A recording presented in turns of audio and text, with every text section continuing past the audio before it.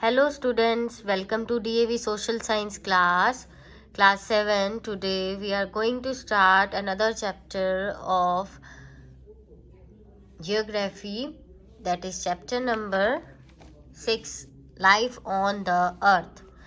So ध्यान से सुनना ये चैप्टर एंड इस वीडियो के एंड में आपको फिलअप्स भी करवाए जाएंगे जो बुक में गिवन है एंड क्वेश्चन आंसर्स जो है जो बुक में गिवन है questions part D and part E उसका सोल्ड जो है आपको मटेरियल डिस्क्रिप्शन बॉक्स में लिंक में मिल जाएगा. You can click that link and you can have that question answer. So let's start our chapter. For million years से our earth was a barren planet. barren मतलब बंजर भूमि है, ठीक है. बंजर भूमि थी without any life, जिस पे कोई भी लाइफ नहीं थी. The first form of life appeared in the water bodies. सबसे पहली जिंदगी जो है हमें वाटर बॉडीज़ में मिली है. कहाँ पे? फ्लोरा वर्ड में. फ्लोरा वर्ड जो है, फ्लोरा वर्ड मीन्स फ्लोरा जहाँ पे भी आ गया मीन्स प्लांट्स की बात हो रही है. जितनी भी प्लांट की जातियाँ या प्रजातियाँ हैं, ठीक है. Gradually the plant life gave way to another form of life.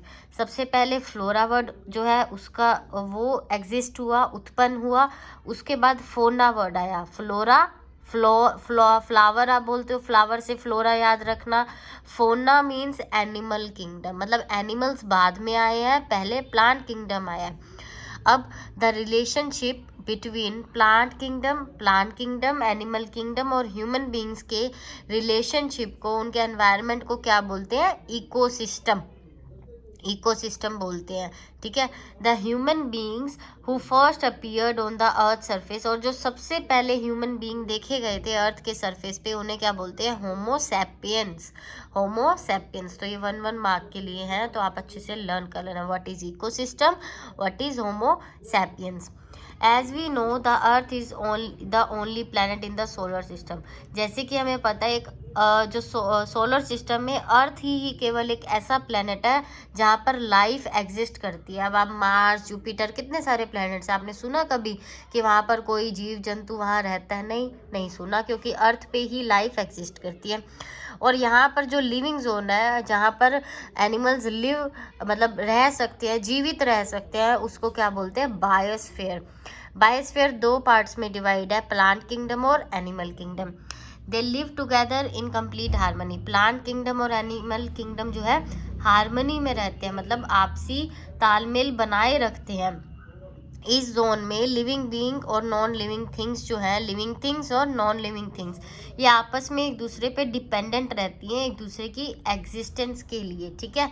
कि एक दूसरे पे एग्जिस्ट करती रहे. प्लांट जो है वो अपना फूड खुद से बनाता है, ठीक है, लेकिन उसको ज़रूरत पड़ती है नॉन लिविंग थिंग्स की, जैसे सनलाइट है, एयर है, वाटर है. इसलिए that is why they are known as food factories. इसीलिए इन्हें क्या बोला जाता है? Food factories. Plants provide food for the animals to satisfy. Plants जो है एनिमल्स को फूड प्रोवाइड करते हैं सो दैट वो अपनी बेसिक्स नीड्स सेटिस्फाई कर सके. Animal also provide soil nutrients.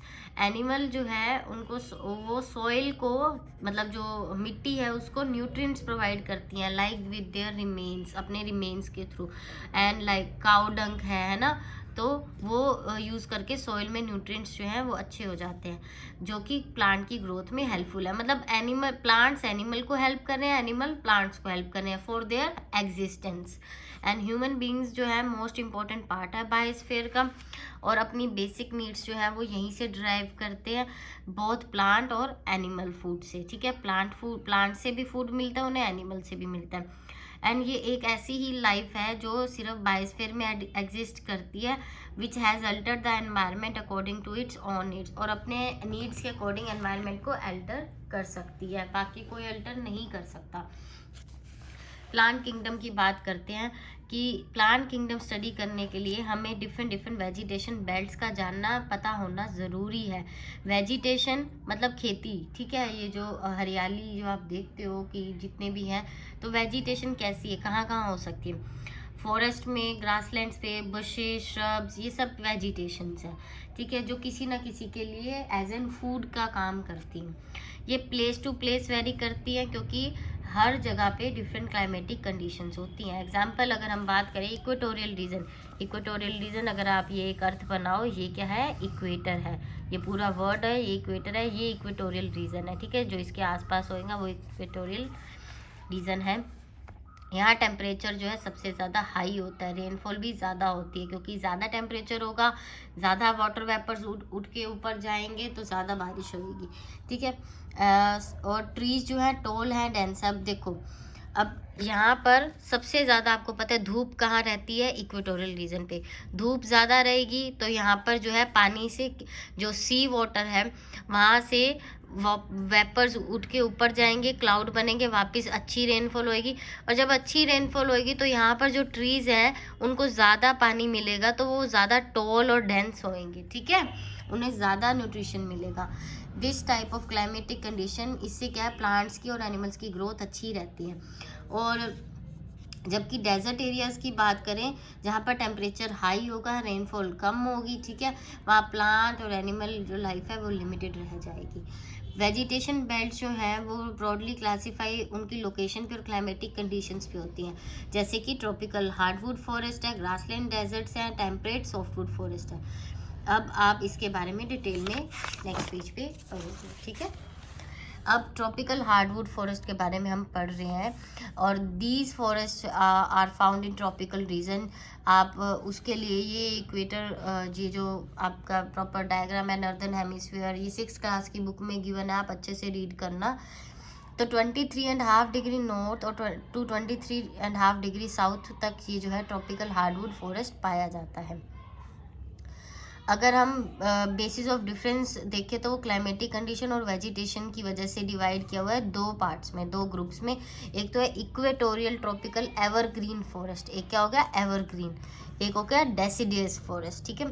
Evergreen forest की बात करें तो ये फॉरेस्ट ऐसे हैं जो बोथ साइड से इक्वेटर की मतलब 10 degree north and 10 degree south latitude पे रहते हैं।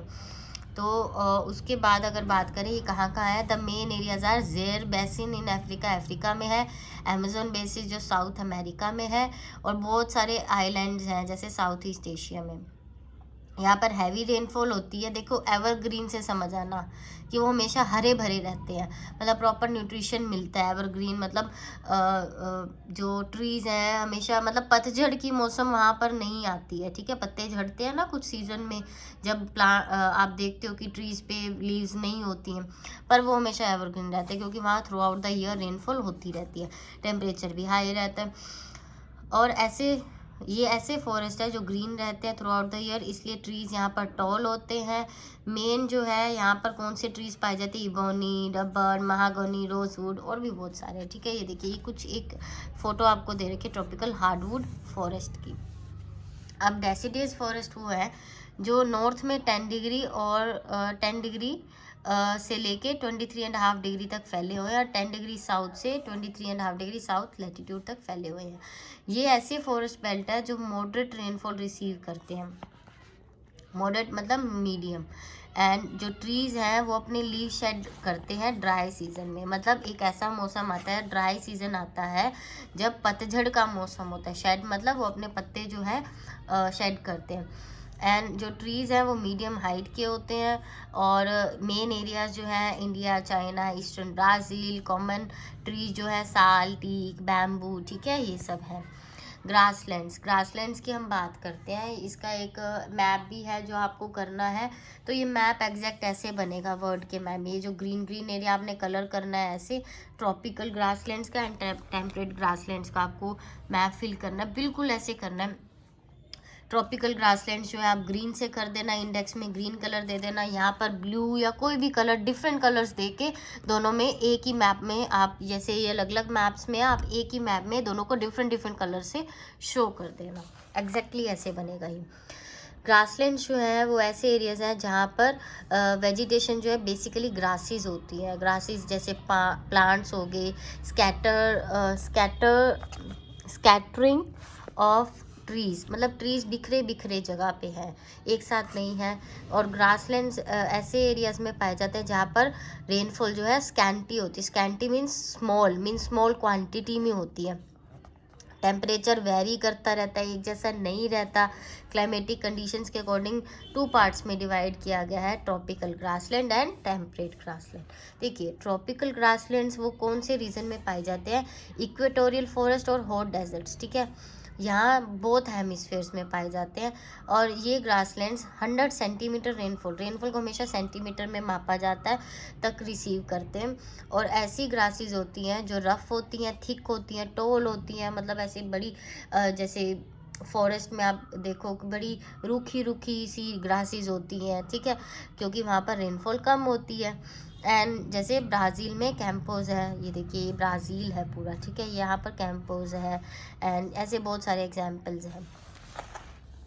टेम्परेट ग्रासलैंड्स ऐसी ग्रासलैंड्स हैं जो टेम्परेट जोन में पाए जाते हैं और इंटीरियर पार्ट्स ऑफ कॉन्टिनेंट में। Interior parts of continent means इतने सारे कॉन्टिनेंट्स हैं, उनके इंटीरियर पार्ट्स में है वो। 25 to 75 सेंटीमीटर रेनफॉल होती है और स्नोफॉल भी थोड़ी बहुत होती है। या कुछ ऐसे रीजन्स हैं जहाँ पर शॉर्ट और सॉफ्ट ग्रासेस होती हैं, वहाँ पर आपने डिफरेंस देखा ना, वहाँ पर टॉल और थिक ग्रासेस होती है, रफ़ होती हैं, यहाँ पर शॉर्ट एंड सॉफ्ट होती हैं। और ये एग्जाम्पल्स हैं, ठीक है, प्रायरीज नॉर्थ अमेरिका में pampas, South America downs, Australia Wales जो है, साउथ अफ्रीका, ये आपको अभी उसमें वो भी आएंगे, ठीक है, इसका डिफरेंस भी आएगा, इंपॉर्टेंट रहता है डिफरेंस, एक डिफरेंस पक्का आता है पेपर में।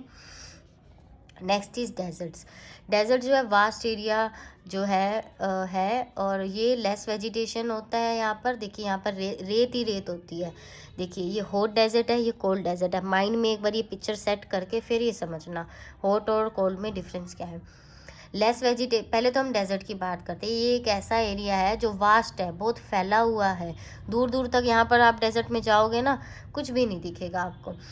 और यहाँ पर लेस वेजिटेशन होती है क्योंकि यहाँ पर रेनफॉल नहीं होती, इसलिए इसे डेजर्ट बोला जाता है। बेसिक डिफरेंस जो है टेम्परेचर के अकॉर्डिंग डेजर्ट्स को 2 पार्ट में डिवाइड किया गया। देखो टेम्परेचर हाई रहेगा तो हॉट डेजर्ट, लो रहेगा तो कोल्ड। ये जो मोस्टली है वेस्टर्न मार्जिन्स ऑफ कॉन्टिनेंट्स में पाए जाते हैं जहाँ पर टेम्परेचर हाई रहता है पूरा साल। और ये हॉट डेजर्ट जो है सबसे ज़्यादा वर्ल्ड का जो है सहारा डेजर्ट है अफ्रीका में। और इंडिया की बात करें थार डेजर्ट है, साउथ अमेरिका में एटेकामा है, ठीक है। कैक्टस, श्रब्स, बुशेज ये सब इसके कॉमन वेजिटेशन है जो इस एरिया में पाए जाते हैं। कोल्ड डेजर्ट, देखिए कोल्ड डेजर्ट जो है पोलर रीजन्स में होता है एंड टेम्परेचर यहाँ पर फ्रीजिंग पॉइंट से भी बिलो रहता है, बहुत नीचे, ठीक है। एंड जो वेजिटेशन है वो मोजेस, लीचेंस ये सब चीज़ें होती हैं वहाँ पे जो उगती हैं। एंड साइबेरिया, रशिया, ठीक है, northern part of Siberia Russia में जो है ये है कोल्ड डेजर्ट और नॉर्दर्न पार्ट ऑफ कनाडा में कोल्ड डेजर्ट। ये भी डिफरेंस अच्छा माना जाता है पेपर में आने के लिए, एक डिफरेंस आ जाता है। टेम्परेट सॉफ्टवुड फॉरेस्ट के बारे में पढ़ते हैं अब हम। Another type of vegetation is continent, जो कहाँ पे पाई जाती है, हाई लैटिट्यूड्स पे पाई जाती है, ठीक है, as well as high altitudes पे पाई जाती है। Asia, Europe, North America, South America, New Zealand ये जगह है, टाइगा है। और यहाँ पर क्या है, कॉन्फ्रेंस फॉरेस्ट बोले जाते हैं बिकॉज क्योंकि ये कॉर्न बियरिंग ट्रीज होते हैं। यहाँ कॉर्न की शेप कैसी होती है, सॉफ्टी की शेप देखिए ना, कॉर्न की शेप कैसी होती है, वैसे वहाँ पर ट्रीज होते हैं। एंड जो ट्रीज है कॉनिकल शेप के होते हैं आप, और ये सॉफ्ट वुड होते हैं। वुड जो है काफ़ी सॉफ्ट होती है, नीडल शेप लीव्स होती हैं इसकी, त्रिकोणी, ठीक है। और कॉन्फ्रेंस फॉरेस्ट बड़े यूनिफॉर्म होते हैं और प्योर स्टैंड्स होती हैं, फ्यू स्पीशीज़ होती हैं यहाँ पे, कुछ ही प्रजातियाँ होती हैं, मेनली ट्रीज पाइन, फर, स्प्रूस, लार्च ये सब चीज़ें होती हैं, ठीक है। नेक्स्ट एनिमल किंगडम के बारे में हम पढ़ने वाले हैं। जैसे कि हम पहले पढ़ चुके हैं, प्लांट्स के साथ साथ एनिमल्स भी बायोस्फीयर में रहते हैं। इनमें बर्ड्स, इंसेक्ट्स और एनिमल्स आ जाते हैं। और animals place to place vary करते हैं because of variation in natural environment. कुछ ऐसे एनिमल्स हैं जो अपने अकॉर्डिंग एनवायरनमेंट के अकॉर्डिंग रहते हैं, ठीक है। एंड इक्वेटोरियल रीजन में हैवी रेनफॉल होती है, टेम्परेचर हाई होता है, इससे क्या है, टॉल थिक ट्री हो जाते हैं वहाँ पे। एज ए सच, और जो वहाँ पे फॉरेस्ट होते हैं वहाँ थिक वेजिटेशन कवर होती है, इसलिए वहाँ पर पॉसिबल है कि ज़्यादा वैरायटी ऑफ एनिमल्स रहें, क्योंकि ज़्यादा उन्हें खाने को मिलेगा, है ना। प्लांट्स ही तो खाते हैं वो। कॉमन एनिमल्स जो हैं वो monkeys, elephants, crocodile, insect eating animals like armadillo, snakes, इन सब की फ़ोटोज़ जो जैसे आर्माडिलोज आया, आप इनकी फ़ोटो गूगल पे निकाल के देखिए, थोड़ी याद रहती हैं चीज़ें, ठीक है। नाम से शायद याद तभी रहेगा जब पिक्चर देखोगे इनकी। ग्रासलैंड्स वाले एरिया, एक तो हमने बात की इक्वेटोरियल रीजन में कौन से पाए जाते हैं, अब ग्रासलैंड्स में कौन से पाए जाते हैं, क्योंकि वहाँ पर रेनफॉल कम होती है, इसलिए नंबर ऑफ एनिमल्स भी कम होंगे। एंड वहाँ पर लॉयन, चीता, लेपर्ड, डियर, रैबिट, ये सब पाए जाते हैं। पोलर रीजन में आपको पता है बहुत ठंड होती है, तो कैसे पाए जाएंगे, जो ठंड सहन कर सकते हैं वैसे एनिमल्स पाए जाएंगे। थिक फर होती है उनकी बॉडी पे, सो दैट वो ठंड से प्रोटेक्ट कर सके, लाइक पेंगुइन्स, पोलर बियर है ना, यॉर्क है, penguin, polar bear, yak, fox, ठीक है। ये सब एरिया के अकॉर्डिंग वहाँ पर एनिमल्स अपने अकॉर्डिंगली अगर वो रह सकते हैं तो उस अकॉर्डिंग वो पाए जाते हैं। अब इकोसिस्टम भी ह्यूमन इम्पैक्ट कैसे रहता है, कैसे इफेक्ट करता है। रैपिड इंक्रीज हो रहा है पॉपुलेशन का वर्ल्ड में, एरियाज जो है फॉरेस्ट काटे जा रहे हैं, बार बार डिक्रीज हो रहा है, क्लियर किए जा रहे हैं कि एग्रीकल्चर करना है, हैबिटेशन मतलब वहाँ रहने की जगह बनानी है, लोगों की इंडस्ट्रीज सेटअप करने, इकोलॉजिकल बैलेंस डिस्टर्ब हो रहा है हाई लेवल पे। सो इसका इफेक्ट जो है ह्यूमन बींग्स पे भी जा रहा है, वाइल्ड लाइफ पे भी जा रहा है। Few species like tiger, lion ये सब ऑलरेडी एंडेंजर हो चुकी है, मतलब एक्सटिंक्शन, मतलब छुपती जा रही है, ख़त्म होते जा रहे हैं। उनके अकॉर्डिंग एनवायरनमेंट ही नहीं है रहने का, तो वो मरते जा रहे हैं। पोल्यूशन लेवल हाई हो रहा है, उनके अकॉर्डिंग नहीं जा रहा। ग्लोबल टेम्परेचर, ग्लोबल वार्मिंग बढ़ रही है, ग्लेशियर्स जो है मेल्ट हो रहे हैं, आइस कैप्स जो है वो पोलर आइस कैप्स जो है ख़त्म हो रही हैं। सो ये हाई टाइम है, हमें रियलाइज़ करना है हमारी मिस्टेक्स और नेचर के साथ खेलना बंद कर दें। ये कोरोना सबसे बड़ा एग्जाम्पल चल रहा है कि हमने नेचर के साथ खेला है और अब नेचर हमें पे बैक कर रहा है, ठीक है। In order to maintain ecological balance afforestation करनी पड़ेगी लार्ज स्केल पे, हंटिंग ऑफ एनिमल्स बैन करने चाहिए और एनिमल स्पीशीज प्रिजर्व करनी चाहिए। गवर्नमेंट को सेटअप करनी चाहिए कुछ wild life sanctuary, national park, biosphere reserve. इन तीनों में डिफरेंस आपको पता होना चाहिए श्योरली कि वाइल्ड लाइफ सेंचुरीज और नेशनल पार्क और बायोस्फीयर रिजर्व में डिफरेंस क्या है, ठीक है। एक वीडियो मैंने शायद दे रखी है, उसमें डिफरेंस है, ये आप अच्छे से देखना।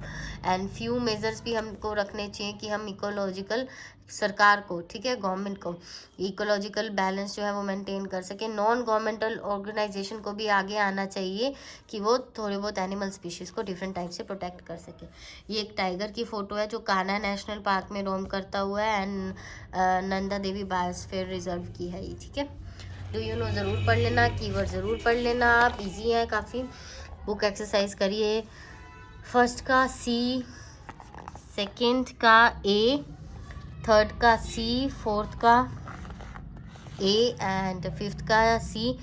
Filling the blanks, water bodies, biosphere, homo sapiens, conference, forest, food, factories.